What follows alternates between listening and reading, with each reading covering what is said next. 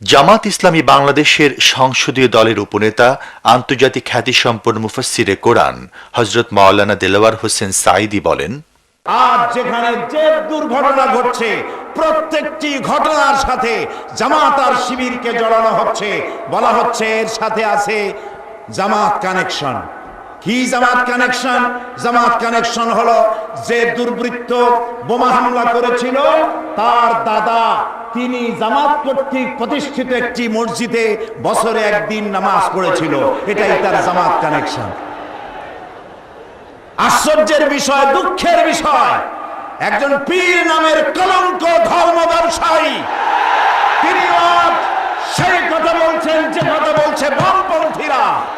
বামপন্থীদের সুরে সুর মিলিয়ে তিনি দেশের ইসলামী আন্দোলন বন্ধ করে দিতে চান। জামাত ইসলামী মাওলানা মওদুদীর সাথে মতবিরোধ থাকতে পারে, কিন্তু জামাত ইসলামী কোন ইসলামী দল নয়, এমন কথা পৃথিবীতে কোন বেয়াদব আজ পর্যন্ত বলতে পারে না।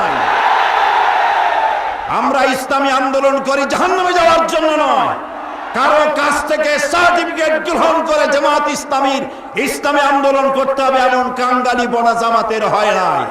কাজে আপনি আপনার বক্তব্যের মধ্য দিয়ে আপনি ভারতের দালাল আওয়ামী লীগের ব্রিটিশ প্রমাণ করে দিয়েছেন।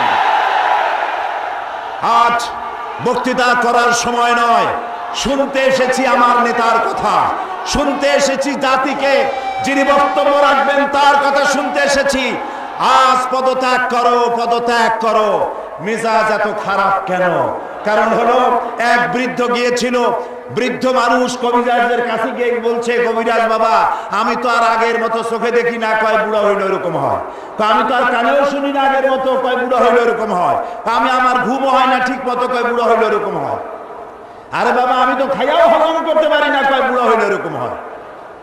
বেচারা রাগ করে কবিরাজের গালে ঠাস করে এক চড় মেরেছে।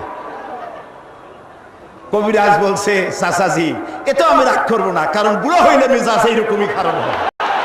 2001 সালের নির্বাচনে আওয়ামী লীগ যে গোহারা হেরেছে মেজাজ সেজন্যই খারাপ। আজ আপনি 14 দল করেছেন, একটা দল আপনার আর 13খানা সাইনবোর্ড, এই সাইনবোর্ড দিয়ে কিচ্ছু করতে পারবেন না, কিচ্ছু করতে পারবেন না, কারণ বামপন্থীদের সাথে বাংলাদেশের মাটি আর মানুষের সম্পর্ক নাই। আজ এই পল্টনে দাঁড়িয়ে চ্যালেঞ্জ দিয়ে গেলাম, যাদের সাথে আপনি জোট বেঁধেছেন তারা তাদের মাতৃভূমিতে দাঁড়িয়েও জামানত বাজেয়াপ্ত হবে, পাশ করতে পারবে না। সুতরাং বিশাল জনসমুদ্রের কাছে শেষ আবেদন, 2007 সালের নির্বাচনে এদেশের ইসলাম এবং মুসলমানদের ঐতিহ্য, দেশের স্বাধীনতা, সার্বভৌমত্ব, অখণ্ডত্ব আর অস্তিত্বকে রক্ষা করার জন্য 4 দলকে আবার ক্ষমতায় পাঠাবার জন্য ঐক্যবদ্ধ থাকুন। আল্লাহ হাফেজ। বাংলাদেশ জিন্দাবাদ।